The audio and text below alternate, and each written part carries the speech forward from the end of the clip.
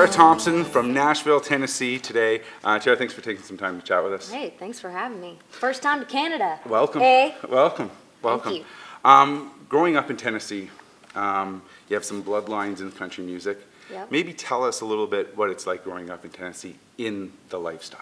I'm always very specific. I'm from East Tennessee, by God. Okay. So, like I like to say, I tell people I'm a hillbilly from East Tennessee. And someone said, "What do you mean by hillbilly? Tell me something you do that's hillbilly." And I'm like, okay. I think this is the most hillbilly thing of all besides drinking moonshine, doing all that four-wheeling, riding horses thing. So we have this wagon that we load up the mules.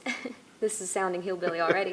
And we drive down the road, and we'll just have a bunch of dogs and pass moonshine, and we'll just, play banjo music, and we're just like, yee-haw! And I'm like, we really are hillbillies. I should be in the definition. I don't know if we do a lot of that in Canada. Maybe dog sleds and acoustic guitars. We don't get snow in East Tennessee. No, you don't. I'm signing to Big Machine last year. Maybe tell us what that was like as an experience. Again, one of the largest country labels right now. So. Oh my God, I still have not forget that day. September 3rd, 2015 is when I signed on the dotted line. But, I started out in bars, so I sang, for like 6 years at the honky tonks downtown, working for tips. So I was like, it only took me 10 years, but I think my timing was perfect because I always wanted to be, who doesn't want to be with Big Machine? It's like Big Machine. So, oh my God, I was so, whenever he offered me the deal, I was like, I'm going to throw up now. I was so nervous, and it was a great experience. So you mentioned playing those honky tonks early on, writing sessions, writing rounds, all in Nashville. Maybe tell us, what that experience is like. Like I said, growing up there and being part of it, and now really being part of it. Yeah, right. So I did 4-hour shifts, which is I do these they're 5 songs. I'm like, that's it? I could go on all day. And I would do triple shifts. I think my least favorite thing about working in the honky tonks was passing that tip jar. I don't know if it's something about me being short. People don't see me and they just elbow me. I was always good at getting money on the stage. I'm like, hey, you owe me $100. And somehow, Canadians were always really good tippers. So. Well, we try. Yeah. We try. You don't have to try too hard. So playing those 4-hour sets, what was it like maybe picking your set and trying to find that favorite song that you're really connected to maybe? My sets were always I'm an old soul. I feel like I'm an 80-year-old woman inside right now. I sang it wasn't easy picking all the songs. You're like, well, you got 4 hours, so it's a lot of songs. Sometimes you do more than one, the same song over. But I did Patsy Cline. I'm obsessed with Willie Nelson. He's my favorite. Merle Haggard. So basically all my songs were old school, good old country songs. So. Right on. Summer dates, let's start off with touring with the Next Women of Country.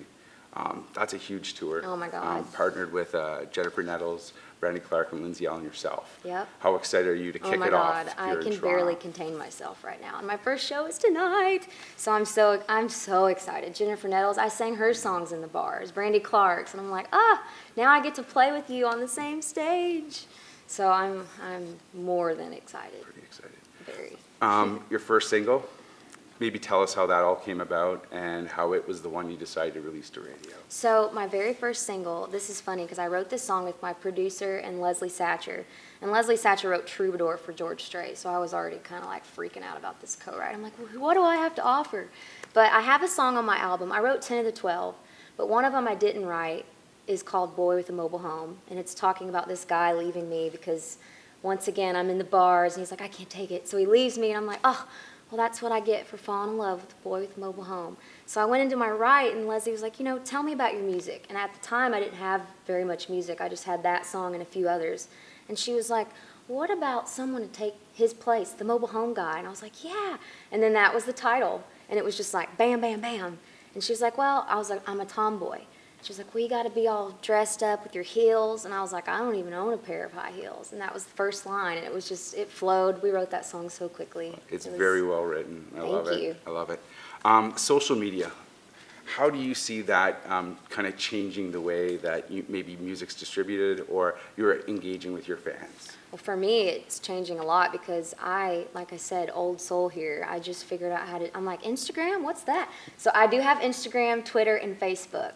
So I think oh my God, it's so amazing how you can post something and it can reach thousands of people just everywhere. Yeah. It's the craziest thing. It is. So It is. yeah, that's definitely going to help me a lot. And I do it myself too. I'm like, this is me doing this. Well, thanks so much for doing this. Really appreciate Thank it. you. Tara Thompson from Nashville, guys. It ain't you I'm looking for.